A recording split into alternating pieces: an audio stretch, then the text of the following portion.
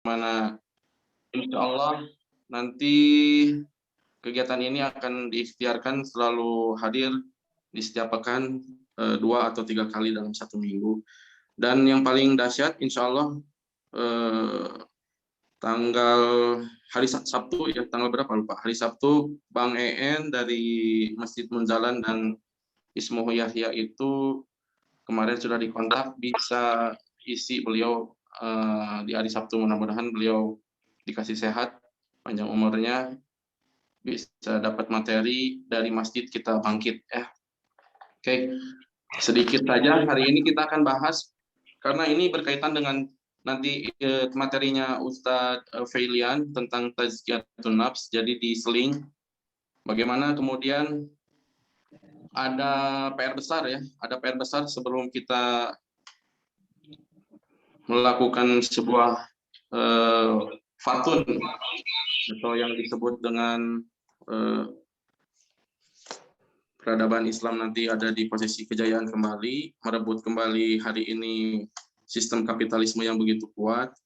Maka tarbiyah itu adalah penting karena Rasulullah 13 tahun, sekali lagi buat sahabat-sahabat yang baru bergabung, ini tidak ada niatan buat membesarkan kapasitas dari komunitas masing-masing, tapi lebih kepada gebrakan. Gebrakan itu gerakan berjamaah yang harus disegerakan karena PR besar hari ini adalah berjamaah.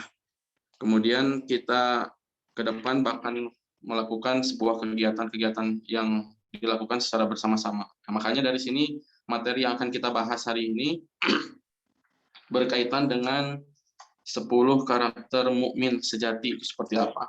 Kalau saja di Al-Quran ada bahasan tentang seandainya penduduk bumi ini beriman semuanya, maka aku akan turunkan keberkahan dari bumi dan dari atas langit dan bumi. Jadi intinya kalau kita semuanya di sini hari ini yang ada di sini sekarang memperbaiki, kemudian saling memperbaiki, saling mengingatkan, maka Allah akan menjanjikan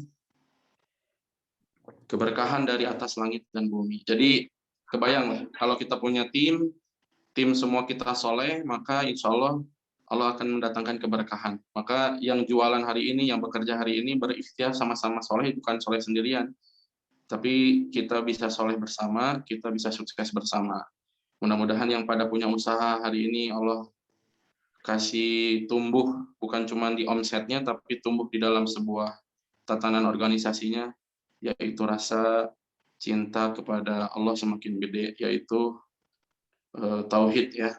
Jadi kita sama-sama soleh, mudah-mudahan amin. Dan yang sedang bekerja juga sama-sama tulus, ikhlas, ngasih yang terbaik, berikan yang terbaik buat siapapun dan dimanapun kita berada bekerja, bahwa sejatinya yang akan dibawa pulang nanti itu bukan uang, tapi adalah amal soleh. Mudah-mudahan kita pulang nanti bawa bekal yang banyak, yaitu amal soleh, bukan uang. Dan uang adalah salah satu alat buat kita ke depan menjadi alat bantu dakwah yang betul-betul menjadi pondasi. Maka ketika ada kalimat wakaf, sekali lagi ini berkaitan dengan syariat, dan apapun yang berkaitan dengan syariat, alhamdulillah kita diberikan ilmu sama guru kita, ada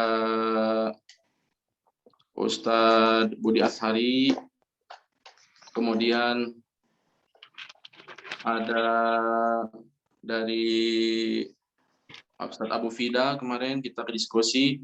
Jadi yang berkaitan dengan syariat ini, teman-teman semua harus paham, ada sebuah konsep yang anak tangga ini tidak bisa kita lewati. Jadi anak tangga dari peradaban Islam ini harus kita lewati satu persatu. Tidak boleh ada yang terlewat. Maka hari ini pun kita mudah-mudahan menjadi sebuah konsep di mana anak tangga yang paling berat pertama itu adalah tarbiyah. Karena Rasulullah sekali lagi 13 tahun membangun hati para sahabat ya. Oke, sahabat-sahabat semua, kita akan langsung masuk kepada materi. Yang pertama, ciri dari karakter mukmin. Nanti dijelasin ini apa bedanya muslim, apa bedanya mukmin, apa bedanya mukhlis. Karena di sini juga ada Kang Mukhlis, mana ya? Tadi katanya mau hadir. Kang Mukhlis berarti udah mukhlis luar biasa. Apa itu bedanya mukhlis, apa itu bedanya mukmin, apa itu bedanya muhsinin. Itu nanti dijelasin sama Ustadz Fai barangkali. Tapi kita intinya sekarang kita akan bahas mukmin. Mukmin itu apa? Mukmin itu adalah orang yang bertauhid ya. Jadi kalau muslim, orang yang beragama Islam belum tentu beriman. Nah, orang yang beriman itu namanya mukmin. Nah, mudah-mudahan kita semua mengimani Allah sebagai Tuhan kita, bukan hanya sekedar Islam KTP ya. Oke, yang pertama di sini ada sebentar, ada gangguan ini dari tampilan kameranya, susah diatur.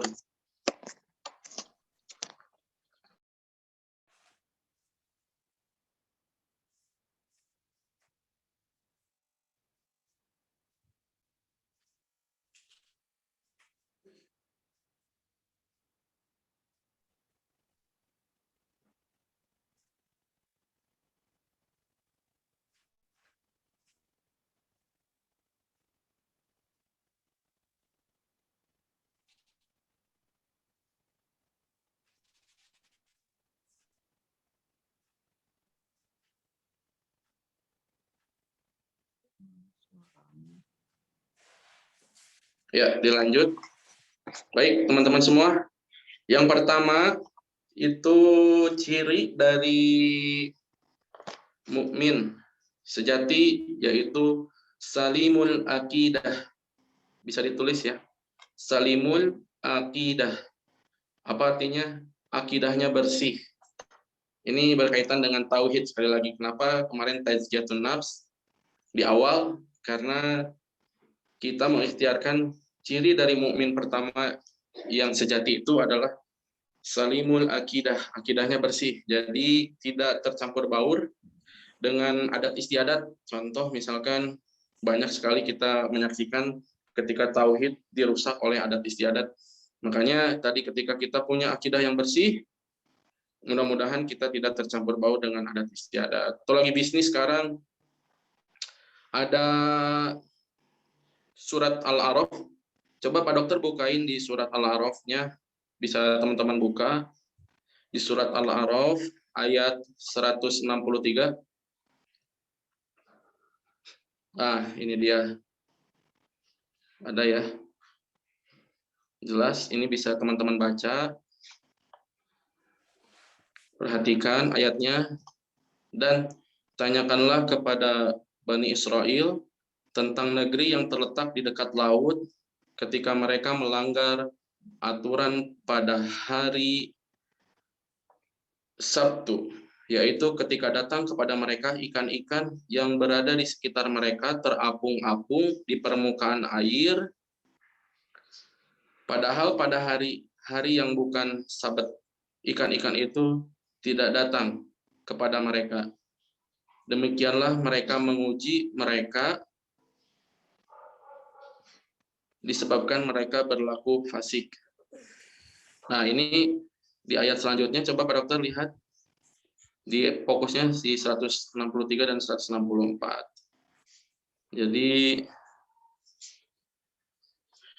di sini konsentrasi yang di surat 163-nya saya dapat kajian ini dari Ustadz Yusuf Mansur dulu, dari beliau bilang, jadi kenapa kita di fokus ayat 163 ini berkaitan dengan akidah ya. Ketika kita dilarang untuk mengambil ikan-ikan di hari Sabtu, coba di ayat 163-nya Pak Dokter. Lihat. Ya. Kita dilarang untuk mengambil ikan di hari Sabtu, padahal ikan yang banyak itu adanya di hari Sabtu, sedangkan ikan yang di hari yang lain nggak datang, nggak ada gitu. Makanya ini ujian berat kita. Kalau hari ini kita ibaratkan, kalau kita punya akidah yang bersih, bertepatan dengan adzan, lalu kemudian kita ada orderan, ya. Contohnya, buat teman-teman yang lagi kerja, ada azan, tapi kita masih tetap kerja, maka ini ayat berlaku. Kalau kita akidahnya bersih, tauhidnya bagus, tahu siapa yang memberikan rezeki, maka kita akan berhenti sholatnya. Jadi kita akan dahulukan mana nih ketika ada azan berkumandang, Allahu Akbar, Allahu Akbar. Di saat yang bersamaan azan berkumandang, ada orderan, kalau saya makanan ya, ada orderan 30 porsi. Maka bisa dibayangkan ya, teman, kalau kita belum punya akidah yang bersih, bisa dibayangkan pasti tentunya secara logika nalar manusia, pasti kita pilihnya adalah orderan, karena nanti sholat mah bisa setelah beres orderan. Tapi kalau kita punya akidah yang bersih, yang lurus, tauhid yang bagus, bahwa sekali lagi ujian kita itu adalah tadi seperti contoh di surat Al-A'raf, ikan-ikan itu banyaknya di hari Sabtu. Bisa jadi orderan banyak itu adanya pada saat jam waktu sholat, prime time-nya sholat. Atau bahkan kita bisa menyaksikan, lihat di pasar, mereka yang mulai kerja dari subuh, mereka bekerja dari subuh, tapi mereka punya dunianya, tapi belum tentu akhiratnya. Lihat, semua orang yang ada di pasar biasanya rata-rata hidupnya orang-orangnya orang-orang yang berkecukupan, sangat berkecukupan. Bahkan kalau ada orang yang di kampung atau dia punya bisnis yang ada di pasar, biasanya di kampungnya punya rumah banyak, punya mobil, karena tadi dia punya ikhtiar kerja keras subuh, lalu dia punya dunianya, tapi sayangnya ketika ada adzan berkumandang, sholat subuh berkumandang, maka banyak yang bablas di situ tentang sholatnya. Maka kalau kita sudah punya akidah yang bersih, udah nggak usah dipikir panjang, maka ayat yang ini tadi tidak akan berlaku buat kita, karena kalau kita melakukan itu, jadi di situ diterangkan bahwa kita termasuk golongan orang-orang yang fasik. Jadi sekali lagi, milih mana, adzan atau orderan, kerja atau sholat. Jadi ketika ada sholat, adzan berkumandang, maka tinggalkan bismillah. Karena dijelaskan juga di ilmu yang lain, ketika kita meninggalkan sesuatu karena Allah itu lebih baik daripada kita kehilangan Allah karena sesuatu. Jadi sekali lagi, mukmin sejati itu sudah tahu mana yang lebih berharga dari sekedar dunia ini. Jadi sekali lagi, ketika kita bahas akidah ini banyak sekali ilmu-ilmunya, dan saya dikasih tahu bagaimana mengelola hati ini begitu dahsyat. Jadi teman-teman yang mau mulai usaha, mau bekerja, itu saya bilang tadi, sebetulnya yang paling sulit dari sebuah kehidupan ini adalah mengelola hati, bukan mengelola bisnis. Kalau mengelola bisnis itu adalah teknik. Bagaimana teknis ini bisa dipelajari. Kalau kita mau benar-benar tekun, maka insya Allah akan bisa. Tapi yang masalahnya ketika sudah bisnisnya jadi, yang banyak kecolongan itu adalah masalah mengelola hatinya. Ini yang paling susah. Teman-teman, di depan PR berat kita adalah akidah kita yang bersih. Kita pilih mana nih bisnis-bisnis yang sekiranya bikin kita jauh dari Allah, ngapain dikerjain, atau kerjaan mana yang bikin jauh dari Allah, ngapain dikerjain. Walaupun uangnya banyak, kita pilih yang berkah saja. Jadi investasi yang paling dahsyat itu adalah amal soleh, sekali lagi bukan uang. Jadi kalau kita cuma dapat profit dunia, tapi kemudian amal solehnya kita tidak dapat, maka sayang sekali. Nah, ini berkaitan lagi dengan ayat selanjutnya, Pak Dokter, bisa difokuskan. Kemudian kita pindah ke ayat surat An-Nur ya. Surat An-Nur di ayat ke-36, teman-teman semua bisa dicek. Pak Dokter, tolong buka surat An-Nur ayat ke-36. Ya. Lihat, ini nanti bisa dibaca lagi sama teman-teman semua. Di ayat sebelumnya ada surat ke-35-nya bahas tentang cahaya ya. Jadi sekali lagi teman-teman semua, di sini yang kita butuhkan adalah cahaya. Nah, ini panjang ayatnya, kita bahas yang ayat 36 saja langsung. Surat An-Nur ayat ke-35. Kalau kita mau dapat cahaya, sedangkan Allah di situ bilang, sesungguhnya Allah yang menciptakan cahaya ya. Jadi cahaya ini apa? Bukan cuma cahaya matahari, bukan. Cahaya itu yang lagi punya masalah, Allah selesaikan masalah, itu cahaya. Yang nggak punya pekerjaan, dapat pekerjaan, itu cahaya. Yang sekarang lagi usaha, ada pelanggan, itu cahaya. Yang lagi pengen punya jodoh, lalu dapat jodoh, itu cahaya. yang lagi pengen punya anak, lalu dapat kabar anak, itu cahaya. Dan cahaya itu bukan cuman yang menyinari, tapi yang bikin kita bahagia itu adalah cahaya. Dan Allah kasih tahu cahaya itu di mana. Cahaya itu adanya di rumah-rumah, di sana telah diperintahkan oleh Allah untuk memuliakan dan menyebut namanya. Di sana bertasbih, menyucikan namanya pada waktu pagi dan petang. Jadi artinya tadi, akidah kita bersih itu kita harus tahu cahayanya itu di mana, bukan di kegiatan-kegiatan yang jauh dari cahaya. Jadi kalau sekarang kita mau mulai usaha, lalu kita harus ikutan seminar, saya bilang jangan dulu, lebih baik masuk saja ke masjid. Kita perbanyak zikir di sini pada waktu pagi dan petang, karena itu cahaya di situ. Jadi nggak harus pakai ikhtiar dunia terus sebelum kita ikhtiar akhirat. Maka kalau akidah kita sudah bagus, sudah lurus, semudah inilah kita mencari jalan cahaya. Jadi kalau hari ini yang sedang susah, maka kemarin saya dapat ilmu baru dari Ustadz Dedi Haryadi berkaitan dengan sholat. Nah ini nanti setelah ini kita akan bahas tentang sholat ya. Jadi yang paling pertama setelah ayat ini bicara, jadi cahaya itu adanya di mana? Cahaya itu adanya di masjid. Di sini banyak-banyak kita berzikir pagi dan petang. Nah, terutama zikir pagi dan petang ini kalau lagi pada saat-saat seperti begini ini sangat-sangat sekali harus wajib kita baca karena ini luar biasa akan memperbaiki hati kita. Lanjut di ayat ke-37-nya. Buat kita yang sedang berikhtiar, yang sedang kerja, yang sedang posisinya hari ini sedang usaha bisnis, lihat, perhatikan ayat ini bicara tentang akidah. Orang yang tidak dilalaikan oleh perdagangan dan jual beli. Ini biasanya kenapa kita dikasih tahu? Karena banyak orang yang lalai ketika berniaga dan jual beli dari mengingat Allah. Jadi kalau kita sudah punya akidah bersih, itu selalu yang diingatnya Allah, bukan omset, atau hari ini pengen punya mobil, atau pengen punya rumah, atau pengen punya omset yang besar, profit yang besar, terus aja yang diingat. Bukan, di sini disuruhnya apa? Disuruhnya banyak-banyak mengingat Allah. Jadi ketika kita bekerja, sedikit sekali yang sedang berzikir. Maka ketika saya dapat YouTube waktu itu dari istri bilang ada di kota Tarim, kalau nggak salah di kota Tarim itu kotanya para Habib. Di sana pasar, di sana itu tidak ada HP ya. Maksudnya HP itu sinyalnya jelek karena beliau di pemerintahan sana mungkin pengen penduduknya itu pada berzikir. Jadi memang aktivitas rutinitasnya para pedagang di sana itu ketika berniaga itu berzikir, bukan main HP, katanya begitu. Masya Allah, tabarakallah. Mudah-mudahan kita bisa jadikan itu SOP. Nanti minimal sebelum buka kita berzikir dulu, bersolawat dulu. Lalu ketika kita masak, ketika kita melayani tamu itu selalu zikir, karena kita dikasih tahu zikir yang banyak ya. Nih, ini diperingati lagi bahwa jangan sampai laki-laki ini terutama nih, orang yang tidak dilalaikan. Rizalun itu khususnya buat laki-laki, karena banyak laki-laki yang menjadi pemimpin bagi keluarganya, bagi perusahaannya. Maka di sini rijalun, orang yang tidak dilalaikan, laki-laki yang tidak dilalaikan dari perdagangan, jual beli, dari mengingat Allah, melaksanakan sholat dan menunaikan zakat.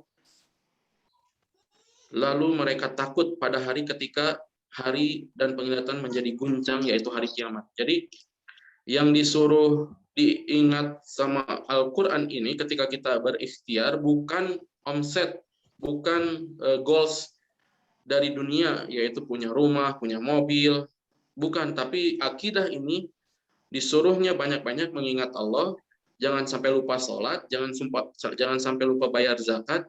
Dan yang paling dasar ini lagi dagang disuruh ingat kiamat. Coba bayangkan, hari ini teman-teman semua ada nggak kira-kira yang berikhtiar setiap hari ketika kita ikhtiar jualan, posisinya betul-betul jaga kualitas kita zikirnya dengan banyak-banyak mengingat kiamat. Bukan kayak coaching-coaching yang biasanya ketika mengafirmasi diri ini untuk ayo siapapun yang pengen punya rumah, sampai ditulis di dinding di depan kita lagi sholat, digambar itu mobil. Itu saya bilang itu akidahnya nggak bersih, nanti takutnya malah tujuannya duniawi. Maka afirmasilah kepada takut dengan hari kiamat saja. Mudah-mudahan bisa menjadi kita banyak ingat Allah, lalu kita tidak lupa dengan sholatnya, dan kita tidak lupa bayar zakatnya. Jadi di sini akidah bersih. Ya, teman-teman semua, ini ada 10 ciri-ciri mukmin sejati, tapi kita mungkin bahasnya nanti nggak sampai beres. Karena pondasi yang di awal saja, subhanallah, tabarakallah, luar biasa, sangat PR berat bagi kita. Sekali lagi tadi ada ikan yang adanya di hari Sabtu banyak, tapi nggak boleh diambil. Adanya di luar hari Sabtu, tapi di luar hari Sabtu itu nggak ada banyak ikannya. Nah, inilah ujian bagi orang-orang fasik. Maka kalau kita bertauhid di cahaya inilah, di mana cahaya itu? Ada di masjid-masjid. Lalu kemudian lagi dagang, jangan banyak ingat apapun, yang disuruh ingat hari kiamat. Kalau ingat hari kiamat, pasti beliau ingat Allah, lalu kemudian pasti sholatnya tepat waktu, karena takut dengan hari kiamat, pasti bayar zakat. Jadi nggak usah bingung, dan ketika bab akidah ini sudah lurus, jadi saya dapat momentum yang sangat-sangat membahagiakan dan sering bikin nangis itu ketika kita sedang safar, ketika kita sedang kumpul sama teman-teman, kita traktir-traktiran, itu pada berlomba-lomba pengen traktir orang itu, even kita beli bubur misalkan ya, kejadian kalau kita misalkan beli bubur itu pada berlomba-lomba pengen bayarin bubur, itu masya Allah tabarakallah, itu yang bikin terharu itu di situ. Jadi bukan pada diem nanti nunggu dibayarin, tapi justru kebalikan, karena akidahnya sudah bersih, malah justru pak boro-boro pengen duluan ke kasir. Ini kalau akidahnya semua teman-teman yang ada di sini hari ini seperti itu, sepertinya sekali lagi ayat yang tadi, seandainya muslim semua kita beriman, maka Allah akan turunkan keberkahan. Sepertinya hari ini akan mudah kita ikhtiarkan. Ke depan peradaban itu ada di diri kita masing-masing. Kita mau tidak jadi bagian itu. Sekali lagi, Islam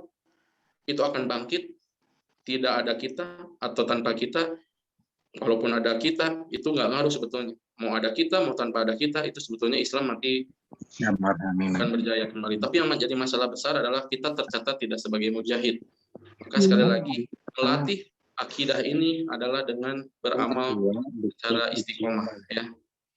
Dokter bisa dinonaktifkan dulu sebentar yang lain, teman-temannya yang aktif mic-nya, biar nggak, coba dinonaktifkan dulu sebentar. Semuanya yang masih aktif ininya. Oh, ini ada Bihaya juga dari mamah mertua adiknya, subhanallah, Ariki.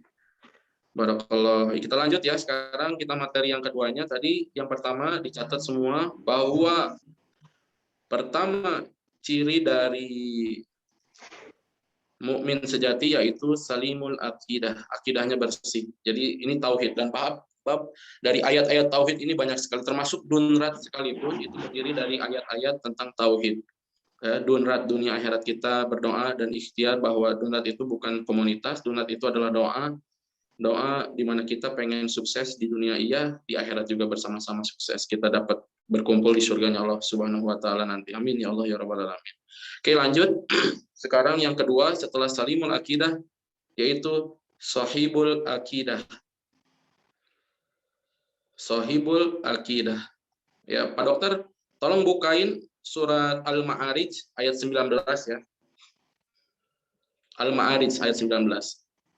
Teman-teman, yang kedua setelah salimul akidah, akidahnya bersih, maka sekarang buka surat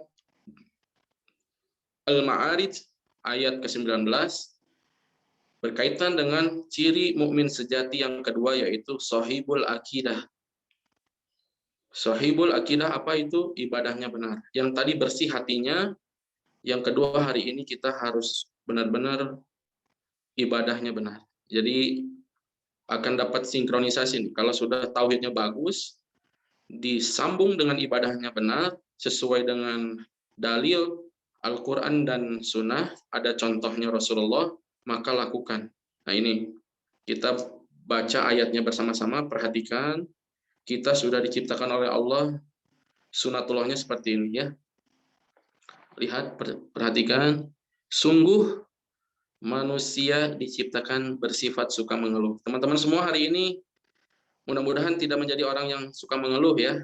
Tapi ya dengan kondisi pandemi yang seperti ini, yang sedang ikhtiar, yang sedang bekerja, banyak yang dirumahkan, wajar kalau kita mengeluh karena memang Allah sudah sunatullah menciptakan manusia itu bersifat suka mengeluh. Innal insana khuliqa halu'a. Lalu kemudian baca ayat berikutnya Pak Dokter, punten. Nah, jadi teman-teman kalau sekarang ada sahabat yang mengeluh, gak usah di judgment, udah mengeluh. Tidak, karena memang manusia itu sama Allah dibikinnya suka mengeluh. Jadi kalau ada orang yang mengeluh itu memang sunatullahnya. Jadi ya wajar, kita jangan judgment lalu kita merasa lebih baik. Jadi intinya ke situ. Manusia sama Allah diciptakan suka mengeluh yang pertama. Dan yang kedua, dan orang yang ayat berikutnya 20 Pak Dokter. 19 20 apabila ditimpa kesusahan dia berkeluh kesah. Tuh lihat. Jadi yang pertama, Allah bikin manusia itu bersifat suka mengeluh, lalu kemudian suka berkeluh kesah kalau dikasih masalah. Ya, kalau dikasih masalah itu bukan cuma ngeluh. Kalau ngeluh itu bedanya sama berkeluh kesah apa? Kalau mengeluh itu buat dirinya, untuk dirinya. Tapi kalau berkeluh kesah ini sampai ngomong sama orang lain, bilang sama orang lain dan mempengaruhi orang lain untuk mengeluh juga. Jadi PR terbesar dari kita yang paling banyak kemudian hadis-hadis bilang bahwa perang terbesar ya selain perang Badar yaitu adalah perang melawan diri kita. Jadi bayangkan perang Badar itu perang yang paling besar ya. Pertama kali umat muslim, tapi sama Rasulullah bilang bahwa perang Badar itu dikalahkan oleh perang melawan diri kita sendiri. Jadi PR terbesar kita itu adalah diri kita. Dan PR terbesar umat adalah umat muslim itu sendiri. Maka berkeluh kesah adalah PR kita, yaitu kaum munafikun. Jadi banyak kaum munafik itu yang udah mengeluh, lalu dia berkeluh kesah. Dia bilang nggak mungkin kita bisa jadi sukses. Nggak mungkin kita bisa mengalahkan kapitalisme. Nggak mungkin kita bisa mengalahkan mereka yang sudah besar. Nggak mungkin. Itulah berkeluh kesah. Jadi dia mengeluh untuk dirinya dan dia berkeluh kesah untuk banyak orang sehingga orang juga berpengaruh menjadi berkeluh kesah. Tambah lagi besar, ya itulah yang terjadi di perang Ahzab. Maka perang Ahzab itu disebutnya perang batin ya, perang melawan diri. Nah, itu jadi PR terbesar kita hari ini. Maka ketika ada teman yang bilang di sini, ngapain jualan, ngapain kerja keras, nanti juga buat si bos doang. Ini yang salah dari konsep kita bahwa manusia itu sama Allah diciptakannya apa? Suka mengeluh. Yang keduanya, apabila ditimpa musibah, dia berkeluh kesah. Lanjut lagi di ayat berikutnya, ayat ke-21, lihat. Dan apabila mendapat kebaikan, harta dia menjadi kikir. Jadi 3 nih masalah besar umat sekarang. Mengeluh, berkeluh kesah, dan pedit. Jadi lagi pandemi ini pada nabung, bukannya pada sedekah. Karena tadi sama Allah memang dibikin sunatullahnya, manusia itu mengeluh, berkeluh kesah, dan pedit. Ya. Jadi kalau ada orang yang pedit, sudah wajar. Karena Allah menciptakan diri kita, manusia ini adalah bagian dari sifat buruknya adalah kalau kita dikasih harta malah pedit, malah kikir.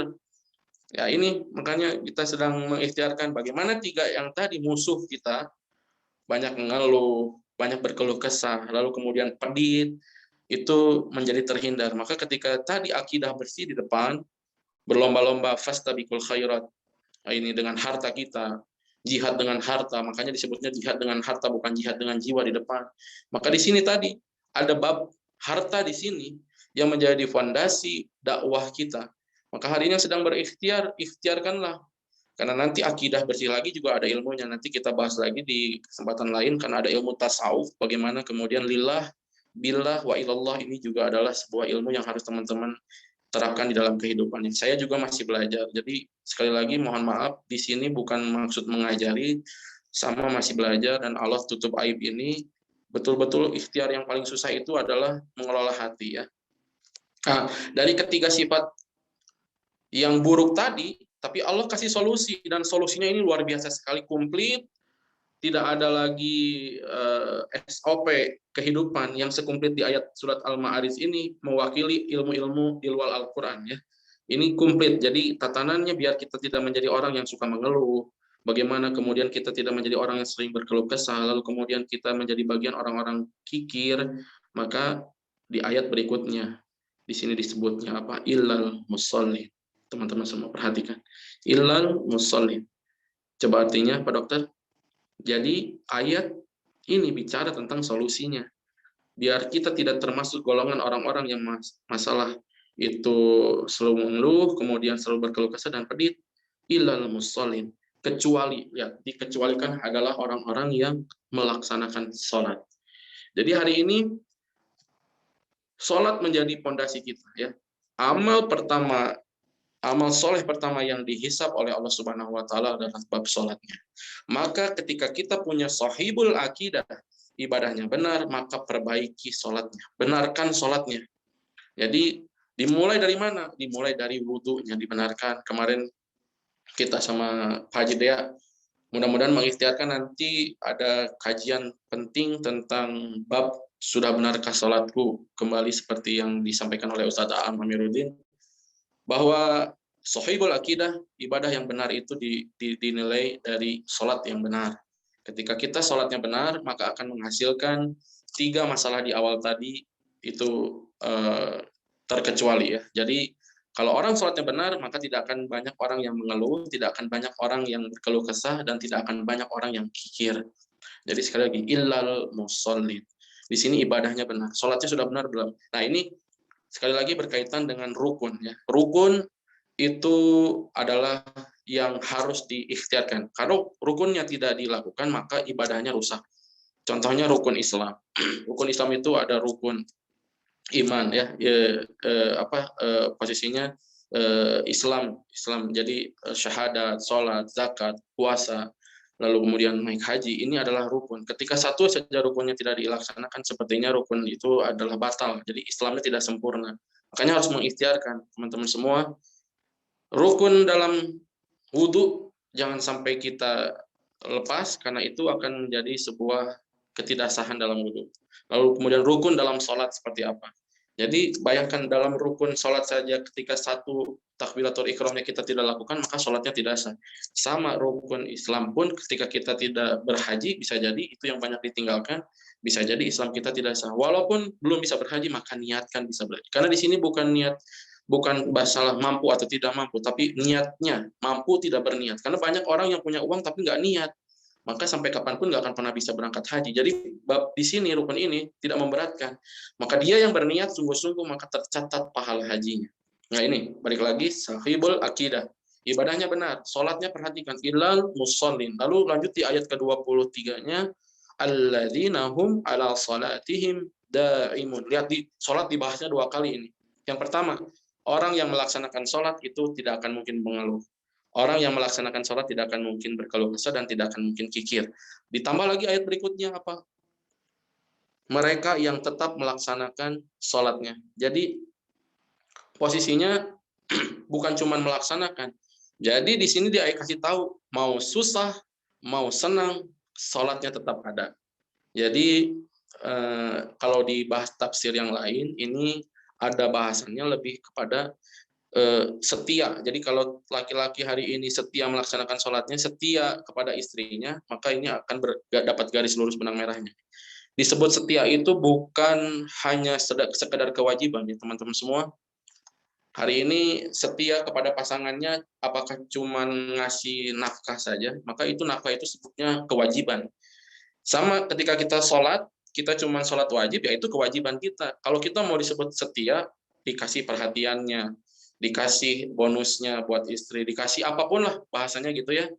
Nah itu setia bakal disebut. Lalu kemudian kita bisa jaga perasaan di luar dengan tidak berkhalwat dengan wanita-wanita lain, maka itu disebutnya biasanya setia. Nah ini Allah juga di sini bilangnya setelah melaksanakan sholat dan setia melaksanakan sholatnya, itu bukan cuma sholat wajibnya, karena nggak cuma disebut setia itu nggak cuma bayar nafkah, itu wajib doang, itu sudah kewajiban bayar, ngasih nafkah sama istri. Tapi tadi setia itu apa? Menghidupkan yang sunnahnya. Jadi ibadah benar ini akan ditunjang kalau kita sholatnya bukan cuma melaksanakan yang wajib, tapi kita menghidupkan yang sunnah. Setia, mau lagi susah, setia tahajudnya. Mau lagi senang, tahajudnya tetap ada, duhanya tetap jalan, lalu puasanya tetap jalan. Mau susah, mau senang, itu pokoknya mah udah jadi kebutuhan. Jadi kalau hari ini tuh disebutnya pakaian lah. Saya itu orang yang senang pakai jam. Jadi kalau saya keluar rumah, saya nggak pakai jam itu kayak ada yang kurang. Maka kalau kita punya ibadah amal soleh yang posisinya ya ketika kita tidak melakukan satu hari saja tidak dilakukan itu merasa ada yang beda, maka itu sudah menjadi pakaian. Nah, mudah-mudahan sahabat semua di tengah pandemi ini nanti ke depan peradaban itu hanya ada pada orang-orang yang melakukan salimul akidah dan sahibul akidah. Jadi sudah mau bersih akidahnya, ibadahnya benar. Pasti kesininya tadi tidak akan menjadi orang-orang yang posisinya ngeluh, berkeluh kesah, lalu pedit ya. Lanjut ayat berikutnya. Ini luar biasa sekali. Mudah-mudahan beres sama ayatnya nih ya. Jadi ayatnya dan orang-orang ayat berapa tadi Pak Dokter? Setelah 20 coba tadi ayat yang tadi setelah tadi ayat mereka yang melaksanakan sholatnya yang setiap melaksanakannya ayat 24 berarti ya 24 ayat ke-24 dan orang-orang yang dalam hartanya disiapkan bagian tertentu. Lihat ini sedekah berarti ini hubungannya dengan harta lagi. Jadi orang yang sudah mempersiapkan hartanya bagian tertentu, jadi ketika ada yang butuh itu langsung ngasih. Ada yang minta, ada yang tidak meminta. Lanjut ke ayat berikutnya Pak Dokter. Lihat. Bagi orang miskin yang meminta dan yang tidak meminta. Jadi kalau sedekah jangan sampai kita sedekah itu pada orang yang nggak meminta terus. Kan kita banyak kedatangan teman-teman yang memang lagi butuh banget ya. Nggak satu dua sih, banyak lumayan. Tapi alhamdulillah itu menjadi bagian karena kita sudah mempersiapkan di harta kita bagian tertentu, baik itu orang miskin yang meminta atau orang miskin yang nggak meminta. Maka ketika ada yang pinjam uang, kalau tahu ilmunya, maka pinjaman kita akan menjadi sedekah kita. Contohnya, ada yang pinjam uang 5 juta, maka selama pinjaman 5 juta ini kepada yang peminjam ini belum dibayar, setengah dari pinjaman itu menjadi pahala sedekah setiap hari bagi kita yang meminjamkan uangnya. Wah, 2,5 juta berarti kita sedekah tiap hari itu. Jadi kalau hari ini kita punya piutang di luar itu banyak, maka bayangkan selama yang berhutang dengan kitanya itu tidak bayar, belum bisa bayar, maka kita terhitung pahala sedekah setiap hari. Ya Rob, kalau kita tahu ilmu ini sepertinya nggak akan pedit ya, jadi orang yang pedit ya. Karena tadi ada yang orang minjem jangan ditolak terus. Ini mah orang yang datang minjem tuh selalu ditolak terus mah. Karena di sini disiapkan orang yang meminjam, miskin yang meminta dan yang tidak meminta. Nah, lanjut ke ayat berikutnya. Dan orang-orang yang mempercayai hari pembalasan. Lihat, berkaitan erat sama tadi kita bahas, lagi dagang disuruh ingat kiamat. Nah ini juga kita apa? Biar kita hidup ini tahu bahwa sejatinya bukan tempat tinggal, yaitu tempat meninggal dunia ini, maka tadi di sini diposisikannya di ayat ke-26-nya, dan orang-orang yang mempercayai hari pembalasan, bahwa ada nanti hari pembalasan. Jadi kita keluarin 1 biji zarah saja Allah balas kebaikan. Bahkan kebaikan dijanjikan sama Allah, manja abil hasanati falahu asru amsalihha. 1 kebaikan sama Allah dibalas 10 kebaikan. Bahkan sampai di ayat-ayat yang lainnya sampai 700 dan tidak terhingga. Jadi ada hari pembalasan. Jadi kalau hari ini ada 1 keburukan saja, maka ingat bakal dibalas. Ya, mudah-mudahan sekali lagi di depan kita tidak ada lagi keburukan, tidak ada lagi celah buat kita berbuat dosa, walaupun itu pasti ada, tapi kita ikhtiarkan bagaimana kemudian kita ingat hari pembalasan, maka mudah-mudahan kita akan terjaga. 1 kebaikan dibalas bisa sampai 10 kebaikan, tapi 1 keburukan itu pasti ada pembalasannya. Lalu lanjut ke ayat berikutnya, lihat, dan orang-orang yang takut terhadap azab Tuhannya. Jadi kita takut tidak sama azab, bahwa di hari pembalasan itu ada azab, bahkan azabnya bisa terjadi di dunia.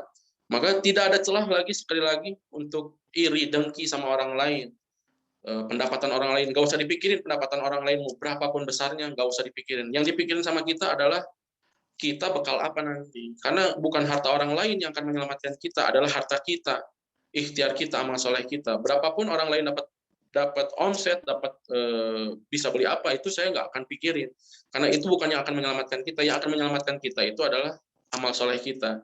Maka ketika kita banyak mengingat azab, tahu hari pembalasan, sudah beresin dengan diri kita saja. Karena kita kalau beresin diri kita, umat ini beresin umatnya dulu, bukan orang lain, bukan eksternal yang kita mau rubah. maka sejatinya tadi kita akan menghadirkan golongan mujahid-mujahid baru. Jadi bukan lagi tentang seberapa sukses diri kita, tapi seberapa manfaat besar diri kita. Karena nanti berkaitan dengan ciri mukmin sejati. Ada di 10 karakternya ya. Lanjut lagi ayat berikutnya. Setelah azab takut kita, sesungguhnya terhadap azab Tuhan mereka tidak ada seorang pun yang merasa aman. Jadi hari ini berhati-hatilah dengan rasa aman teman-teman semua. Kalau yang hari ini merasa aman, tenang aja, aman bisnisnya, aman kerjaannya. Kalau dia merasa aman, maka akan membunuhmu. Rasa aman ini membunuhmu. Omset yang besar ini membunuhmu. Kemudian harta yang banyak ini membunuhmu. Rasa aman ini membunuhmu. Karena apa? Karena tidak akan melahirkan sholat di depan yang tadi.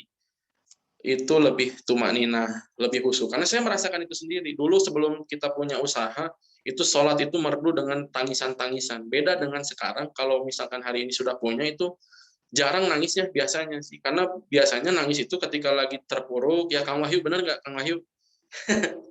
Kalau lagi pada lapar nih, itu sholat itu lebih khusyuk ya Kang ya? Betul tidak? Lebih ngenah ya, bahasanya ya. Nangisnya lebih syahdu. Nah, itu kondisinya juga udah Dedi pernah merasakan. Udah Dedi, betul udah Dedi? Itu sholat lagi lapar itu pasti kerasa tuh bedana. Ini ingat rendang, kumaha rendang ya, rendang belum ada.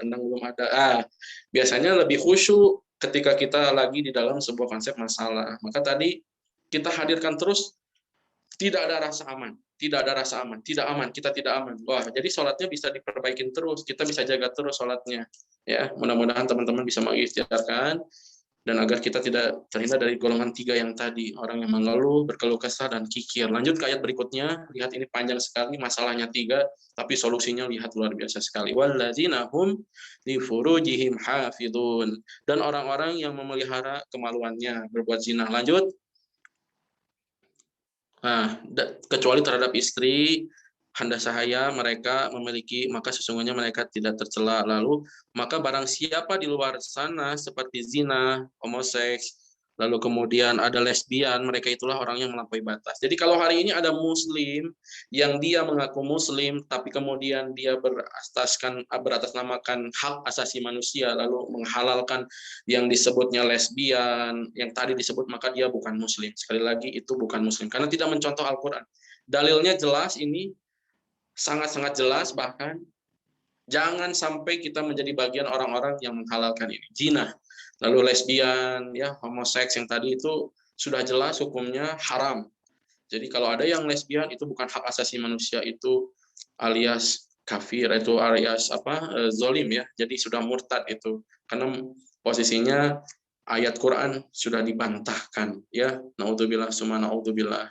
Lanjut ke ayat berikutnya Pak Dokter. Dan orang-orang yang memelihara amanah dan janjinya. Ini lihat, kita semua terikat dengan amanah dan janji. Waktu kemarin Ustadz Failian bab Tazkiyatun Nafs, kita itu terikat dengan amanah dan janji. Sepertinya Ustadz Failian tidak akan berdakwah karena beliau terikat dengan ilmunya, lalu kemudian dengan aktivitas dakwahnya. Maka posisinya amanah ini harus kita tepati dan kita berterikat dengan janji kepada Allah Subhanahu wa taala. Ketika kita punya ilmu, maka sampaikanlah. Karena tugas kita adalah menyampaikan, bukan memberi hidayah. Sampaikan kebaikan walaupun hanya satu ayat, karena itu akan merubah hidup. Bukan merubah hidup itu dari kita merubah orang lain, karena hak prerogatif Allah. Ketika Allah yang pengen kasih hidayah, itu akan dimudahkan oleh Allah Subhanahu wa taala. Jadi perhatikan teman-teman semua dengan amanah dan janji. Ketika sudah beramanah dan pegang amanah itu, pegang walaupun berat, pegang dengan baik, sebaik-baiknya, jaga itu. Nama baik itu lebih berharga daripada ke uang ya, daripada harta ya. Lanjut ke ayat berikutnya. Jangan main-main dengan amanah dan janji, dan orang-orang yang berpegang teguh pada kesaksiannya. Jadi kalau kita nanti di akhirat, kita bukan akan saling, posisinya bukan akan saling menjadi syafaat, karena syafaat itu hanya ada milik Allah dan Rasulnya. Jadi kita akan saling menyaksikan bahwa saya bersaksi Pak Haji Dea, saya bersaksi Kang Wahyu, dan nanti juga akan saling menyaksikan semua adalah orang-orang soleh. Bukan menjadi asbab kita menjadi syafaat, karena syafaat itu sekali lagi hanya milik Rasulullah dan Allahnya. Maka tadi kita akan saling menyaksikan, mudah-mudahan kita akan saling bersaksi nanti di akhirat, semua teman-teman di sini, bahwa kita menjadi bagian peradaban Islam kembali berjaya nanti. Jadi bagian dari mujahidnya Allah, bahwa ciri dari mukmin sejati, ibadah yang benarnya diikhtiarkan dan akidah bersihnya kita jaga. Lanjut di ayat berikutnya, dan orang-orang yang memelihara sholatnya. Ini lihat, sebelum ending dari ayat ini, lihat, perhatikan, lanjut dulu ayat ke-35-nya, bahwa Allah menjanjikan apa? Lihat, Allah menjanjikan surga. Ayat ke-35-nya coba cek dulu Pak Dokter sebentar. Sebelum ayat ke-35 ya. Lihat, ini ditutup dengan mereka itu dimuliakan di dalam surga. Jadi kalau kita mau masuk surga nih, teman-teman semua, maka tadi ayat-ayat yang tadi kita bahas, kecuali 3 yang tadi yang mengeluh itu adalah masalahnya, maka solusinya adalah yang ayat kita bahas ini. Lihat, ditutup dengan pamungkas, yaitu kita dimuliakan dalam surga. Tapi ada yang berat, yaitu sebelum ayat ini adalah bahas lagi tentang sholat, bahas lagi tentang benar tidak sholat kita. Lihat, lanjut ayat yang ke-34, yang mundur dulu sebentar. Lihat, jadi tadi di awal melaksanakan sholat, setia dengan sholatnya, dan yang terakhir di sini ada lagi sholat dan orang-orang yang memelihara sholatnya. Teman-teman semua perhatikan. Jadi apa bedanya di sini? Maka yang paling berat adalah memelihara sholat. Memelihara sholat ini tentang khusyuknya sholat, tentang betul-betul kita memelihara lah. Sebagaimana teman-teman kalau hari ini punya motor, punya mobil, punya rumah, kalau tidak dipelihara, seperti apa kira-kira ya? Akan cepat rusak kan? Makanya itu tadi, kalau kita sholat kita, ibadah kita tidak dipelihara, tidak ditambah ilmunya, tidak belajar ngaji lagi, maka akan futur, akan rusak. Ya, iman ini, hati ini kalau tidak dipelihara akan rusak. Maka sirami, kasih makan hati ini dengan makanan-makanan yang sejatinya harusnya makanan hati itu apa, yaitu ilmu. Maka ketika kita terus belajar, maka kita mudah-mudahan bagian dari orang-orang yang memelihara sholatnya. Jadi pelihara sholat ini berat sekali. Lihat, kalau kita lagi banyak orderan, bisa jadi teman-teman kan sholatnya buru-buru ya. Nah ini tadi yang saya jadi PR besarnya juga, ya Rob, terjaga tidak kita sholatnya.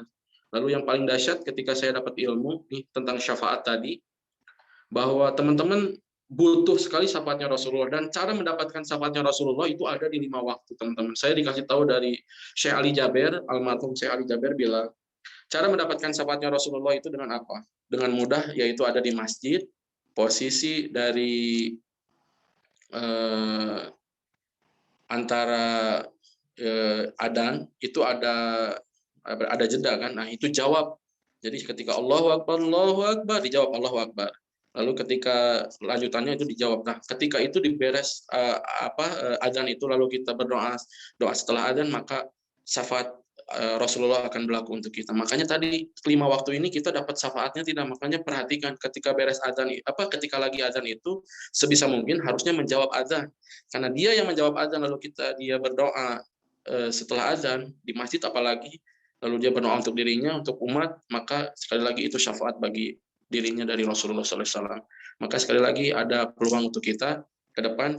Barangkali cuma 2 dulu nih karakternya dari 10 kita sampaikan, buat ada sesi tanya jawab. Mangga dipersilakan pada moderator buat sesi tanya jawab dulu saja. Mudah-mudahan apa yang disampaikan itu yang benar dari Allah, yang salah dari saya pribadi. Sekali lagi kita ikhtiarkan menjadi bagian orang-orang yang menjadikan akidah bersih itu menjadi sebuah PR yang besar, dan ibadah yang benar menjadi kekuatan kita ke depan. Barakallahu fikum. Assalamualaikum warahmatullahi wabarakatuh. Waalaikumsalam warahmatullahi wabarakatuh. Alhamdulillah, kami ucapkan jazakallah khair kepada Pak Bani yang sudah memberikan materinya, walaupun baru 2, tapi insya Allah akan mengena kalau kita bisa melakukannya. Arti ilmu tentu tanpa amal tidak akan pernah sempurna, dan tidak akan pernah ada keberkahan. Dan tentunya Pak Dokter berapa menit lagi nih? Dokter? Kurang lebih 10 menitan Pak Haji. 10 menit. Kayaknya biar efektif ya. Efektif, langsung aja Kang Dani. Langsung aja tanya jawab. Tanya, saya persilakan. Siap. Ada yang mau bertanya? Barangkali ini dapat hadiah nih dari Bahijab sama dari Cilimamis, ada Coach Cindy. Saya juga mau teh ya.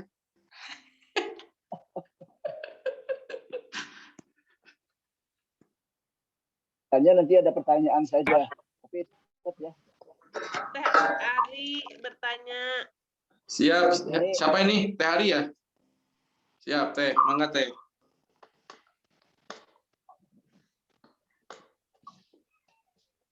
mana yang bertanya? Coba diaktifin dulu, Teh. Ininya apa? Mic-nya. Ya.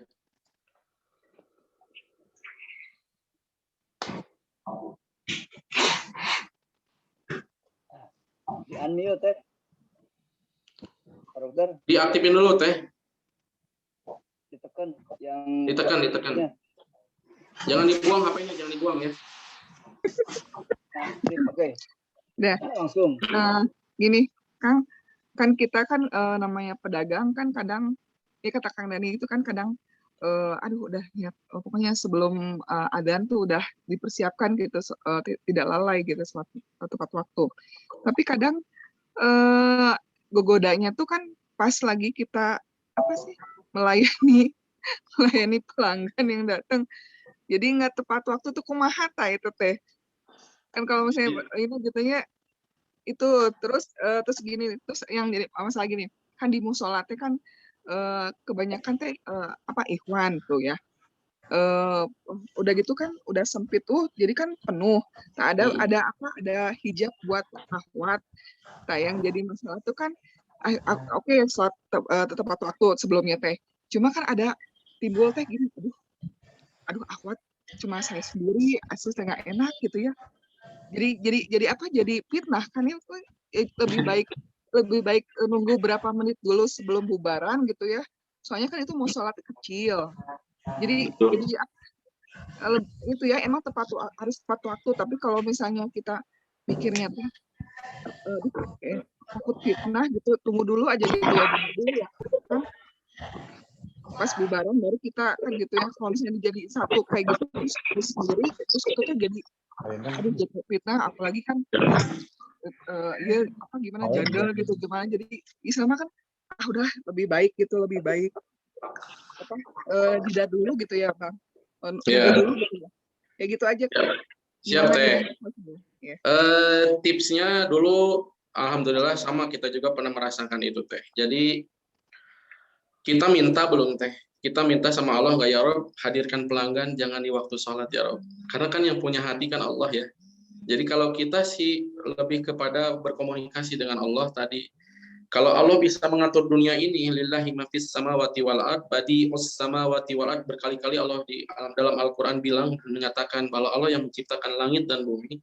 Maka semudah itulah Allah bilang, kalau nanti kita minta, ya Rob, jangan datangkan pelanggan pas lagi waktu sholat, atau ya Rob, mudah-mudahan setelah beres sholat baru ada pelanggan. Nah, itulah kita ikhtiarkan. Jadi ketika waktu azan, kita beres sholat, kita minta, ya Rob, saya pengen sholatnya tumanina, saya pengen sholatnya santai. Nah, itu tadi, kalau yang lagi bekerja, dulu saya waktu lagi bekerja, saya gantian. Jadi ketika ada karyawan yang beres satu sholat lagi. Jadi ketika kita perang, kan, tidak terjeda.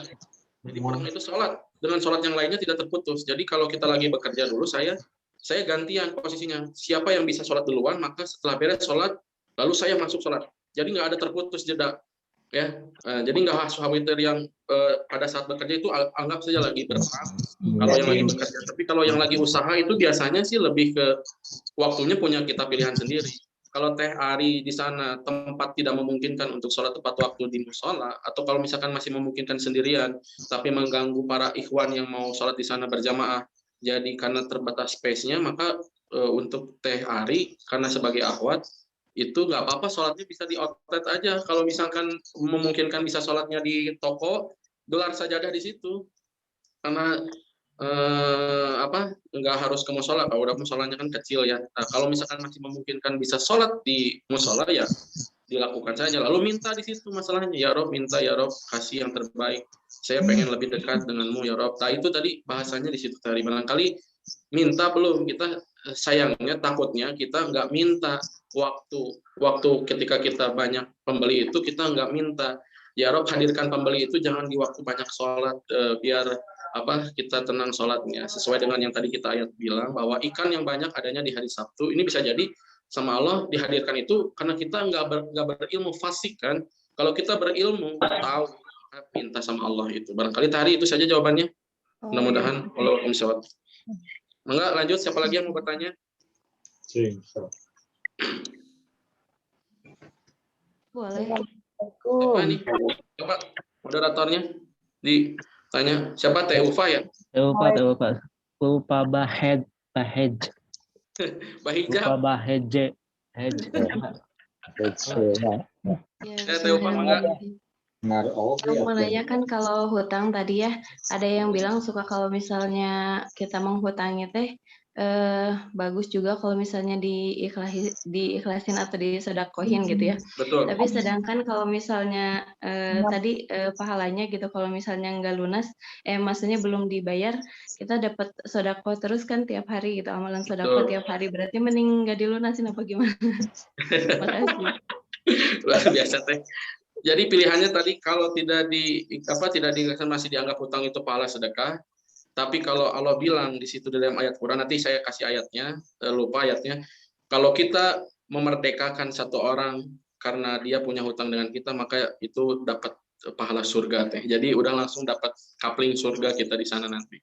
Jadi ketika kita tadi masih tetap hutang itu pahala sedekah, tapi bayangkan ketika kita mengikhlaskan, melunaskan dan memerdekakan dengan bilang sama yang bersangkutan hutang itu dilunasi, udah nggak usah, nggak apa-apa, insya Allah saya lillahi ta'ala, saya ikhlas, maka itu baginya pahala surga. Jadi langsung dapat surga, kapling ya. Barakallah. Cik, makan pizza gratis Kita gratis, tak udah makan, beres makan, bayar teh. Makannya mah gratis. Nanti habis makan bilang begini sama Kang Dani mau sedekah tiap hari. Nah itu jadian bagian orang miskin yang meminta berarti teh ya. Maka siapa lagi yang mau bertanya? Ada hadiah nih yang mau bertanya. Saya mau bertanya boleh teh? Kalau gini Om Pak Pres, kalau yang Ya, memerdekakan hutang tapi dia sewaktu-waktu dia berbuat maksiat, gimana itu? Ya bertobatlah Pak Dokter. Berbuat maksiat. Betul, Jadi betul, pahala surga itu tetap akan terhapuskan dengan dosa besar. Ciri-ciri dosa besar itu kan sudah tahu ya, Pak Dokter ya. Makanya tetap kapling surga itu nggak berarti mutlak kita ngasih merdekaan langsung kita dapat surga, tapi kita mau maksiat lah. Jadi nggak ada korelasi di situ. Maka tadi jaga kita dari dosa tadi. Oke, siap. Lanjut ada pengen nanya ini saya teh, tapi gimana? di luar tema sih ini mah. Oh siap. Kalau saya bisa menjawab ya. Siapa aja lah yang bisa jawab ini mungkin. Ini mah ini. Ini gini. Nggak pengen nanya. Ini kalau misalkan kita mendoakan rekan kita yang non Muslim, Kristen atau Hindu gitu atau ya non Muslim ya, itu apakah doa kita akan diijabah gitu atau gimana gitu? Terus sebaliknya kalau misalkan rekan kerja kita mendoakan kita, gimana itu ininya? Apakah bakal diijabah juga gitu? Soalnya kan kalau di tempat kerja saya kan ada yang non Islam gitu. Terus kadang gitu mereka suka mendoakan saya. Kadang juga kalau misalkan ada sesuatu, kalau rekan-rekan yang lain mendoakan dia, sedangkan saya hanya masih ragu gitu Mas. Ya, Pak Dokter, gitu? Mantap. Jadi Pak Haji mau jawab, Pak Haji? Siapa aja yang bisa jawab lah. Yang jelas kita diperbolehkan untuk mendoakan orang kafir selama dia masih hidup. Ya. Tapi dikabulkan. Dikabulkan itu bukan hak saya. Nah itu, apakah kalau misalkan kepada orang kafir, kalau dikabulkan itu kan insya Allah sesuai dengan Al-Qur'annya, ini asal belakang pasti akan aku kabulkan, itu kata Allah kan, kata saya. Ya insya Allah akan dikabulkan, cuma dikabulkannya kan ada saat itu juga bahkan nanti delay gitu kan, ada yang pending case dan juga tentunya delay kayak gitu. Itu hak prerogatif Allah. Jadi boleh ya? Yang beriman boleh mendoakan itu selama dia masih hidup ya. Dia dengan doa mereka ya kita aminkan saja. Oke. Keimanan yang membedakan, kalau mereka misalkan kepercayaannya mendoakan kepada kita selama dirinya ini, kita aminkan saja. Yang namanya kebaikan itu tetap punya nilai kebaikan walaupun mereka orang kafir. Oh, siap. Mantap. Barakallah. Siap, Pak Dokter? Jazakallah khair. Siap. Ini ada yang Jazakallah khair. bertanya di chatting, di Teh Reni, message. Ya, Reni aduh, banget ya Reni. Oh ya, ini Ya. ada yang bertanya mana ini kameranya? dari Teh Reni ini. Ini Bisa adalah saya dari ini Teh ya. Reni. Ya, ini Teh Reni ya. iya Kang, Teh Reni. Kang pasti Ya, kan bagaimana kalau ada doa istiqomah tidak? Oh, Heeh. tentu ada Teh. Doa tentang istiqomah itu kan tentang bab hati itu yang sabit qulub bana itu pokoknya Ya. zikir doanya itu tadi ya, Pak Haji ya. Betul. Ya Jadi- muqallibal qulub qalbi ala dinika. Jadi kita tahu pasti bahwa yang membolak-balikan hati itu Allah Subhanahu wa taala, maka minta sama Allah agar ditetapkan hati kita. Terus kan ada doa juga di surat Ali Imran yang ayat-ayat awal itu la tuzigh qulubana ba'da idh hadaitana wa hab lana min ladunka rahmah innaka antal wahhab. Jadi ketika kita sudah dikasih iman sama Allah, mohon untuk ditetapkan keimanan ini, betul kan ya? Maka itu bisa menjadi doanya juga Teh. Siap? Ada lagi yang lain sebelum kita closing nih? Nanti yang admin tolong dicatat yang bertanya lagi siapa nih, ada hadiahnya banyak. Oh, Mang Ahmad mau bertanya, silakan Mang Ahmad. Assalamualaikum. Waalaikumsalam warahmatullahi wabarakatuh. Oh, ini ada Mama. Bade aya nu ditaros, Kang. Iya, Ma. Ibu Hani. Mama mertua ini. Wadidaw. Perkawis bade tumaros, perkawis kenging syafaat. Tadi udah dibahas. Iya. Kanggo pamegetnya sawerna upami kenging syafaat itu di antara adzan dan sesudahnya. Betul. Ras upami kanggo istri ya. Anu sakumaha sanes tepatos wajib panginten di masjid upami kaleres sanuju ngetepan di bumi gitu. Kenging syafaatnya kinten-kinten di antara naonnya kumahanya. Siap, Ma. Syafaat itu berlaku buat siapapun. Tadi di situ ada caranya. Ketika mendengar azan, maka jawab azan. Jadi ketika di rumah pun mendengar azan, maka sebaiknya kita posisi menjawab azan. Nah, ketika menjawab azan dan ditutup dengan doa setelah azan, maka itu ada baginya syafaat Rasulullah pada hari itu. Jadi ada azan itu jangan masih sambil WA-an kata Syekh Ali Jaber. Ya, kalau ada adzan itu diem, maka dengar adzannya, jawab adzannya. Lalu doa setelah adzan, Allahumma rabbaha dihi da'wati tammah wa sholatil qa'imah. Nah, itu selanjutnya maka ketika baca itu beres, maka baginya satu hari itu di salat itu Allah turunkan Allah dan Rasulnya turunkan syafaat bagi dirinya. Jadi kita butuh syafaatnya nanti di akhirat. Gitu, Mah. Siap. Siap. Lanjut, Bang Ahmad, ada yang mau bertanya? Masih bisa ini? Ya, masih bisa satu lagi mungkin ya, Pak Dokter ya? Bisa. Wadidaw, Kang Ahmad. Dia dulu Ibu. Kelaguannya. Jadi gini kan, kalau sholatnya kan emang ibadah paling utama ya gitu. Betul. Terus kita juga kan pasti mengikhtiarkan gitu kan, sebisa mungkin buat sholat tepat waktu gitu atau apalah gitu.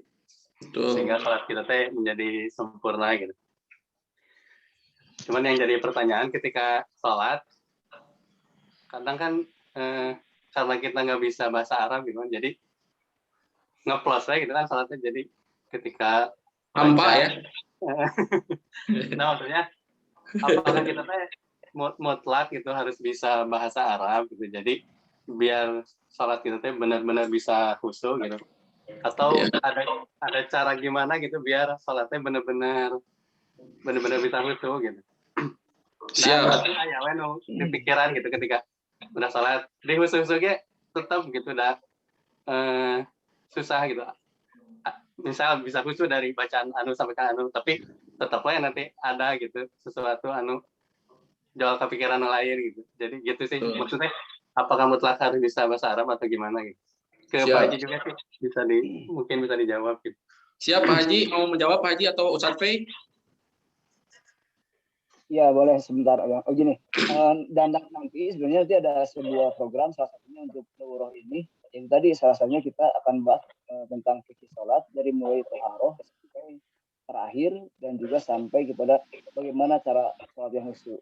Kalau yang paling jelas adalah ketika kita memang melenceng, bukan ketika Allahu Akbar jadi Allahu Akbar, kan? Ini yang kita kembali lagi ke ininya apa zona nyamannya. Mari Iqbal, mungkin sedang istighfar dalam hati boleh gitu kan, namanya istighfar dalam hati jangan diusahakan gitu kan, dalam hati artinya kita berdoa sama Allah gitu kan. Nah, setelah itu kembali lagi ke tracknya gitu kan. Pasti semua orang pernah merasakan hal itu dan memang yang paling berat itu khusyuk. Makanya kan di Al-Qur'annya adalah kecuali bagi mereka yang khusyuk kayak gitu. Khusyuk itu seperti apa? Nah, itu.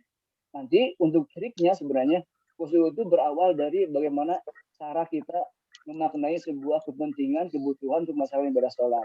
Misalkan salah satu penyebab kita bisa khusyuk selain kita mengerti apa yang diucapkan adalah kita tidak terburu-buru. Mungkin di awal waktu.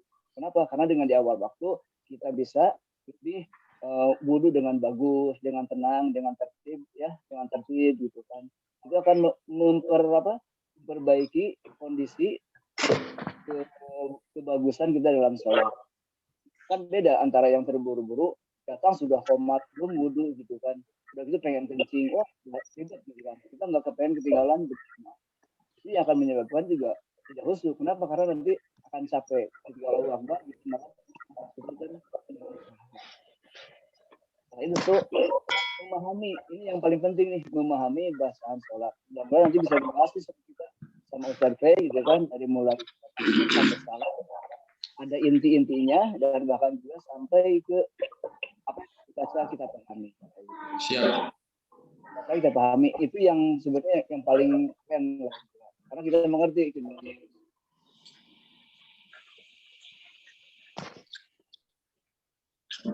Jadi kita mengucapkan dengan menggerakkan diri tepat waktu, kan, tidak terburu-buru dan memahami apa yang dibahas. Mudah-mudahan nanti kita akan bahas dan ini seharusnya menjadi sebuah basic.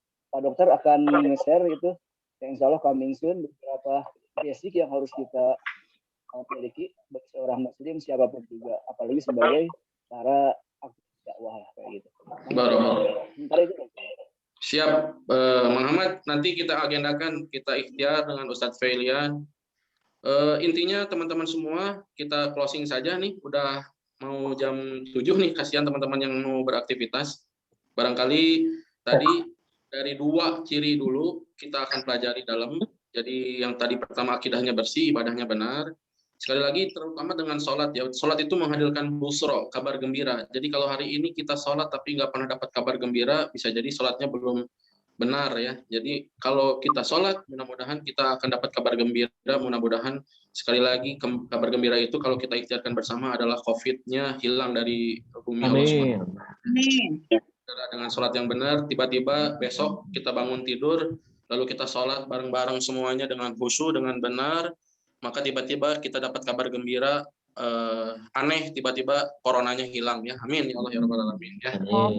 Sekali lagi jazakumullah khairan katsiran buat sahabat-sahabat semua, doa terbaik. Kita foto bareng dulu bersama ya. Buat nanti hari Sabtu jangan lupa teman-teman share lagi karena kita akan kedatangan tamu spesial dari Munzalan Masjid di Pontianak, yaitu Bang EN Ustadz Adi Pratama Larasindo. Kita akan sharing bagaimana dari masjid kita bangkit. Peradaban ini sekali lagi titik 0 kilometernya dari masjid. Mudah-mudahan sekali lagi kita ikhtiar dulu foto bareng buat kenang-kenangan nih semuanya. Dibuka dulu. Mudah-mudahan sehat dan panjang umur. Amin, amin. Aduh, Mang Riki, barakallah, calon silaturahim. Oke, siap ya. Kita foto dulu tangan 3 di atas, 30 juz, mudah-mudahan kita ikhtiar. Amin, amin. Sudah difoto Pak Dokter? Minta tolong difoto ya. Dan, ya. Oke, siap ya. Semua ya tangannya. Kang Wahyu tangannya. Ya. Mantap. 1, Sudah? 2. Bentar, 1, 2. Satu lagi, ini ada soalnya ada dua slide ya, slide berikut sekarang. Ya. Bentar, ini slide berikutnya 1, 2, 3. Oke, sip, sudah. Siap. Update. Terima kasih, doa terbaik buat semuanya. Tetap Dia mau di semangat. Amin ya rabbal alamin. Assalamualaikum warahmatullahi wabarakatuh. Warahmatullahi wabarakatuh. Amin. Close you, close. Assalamualaikum.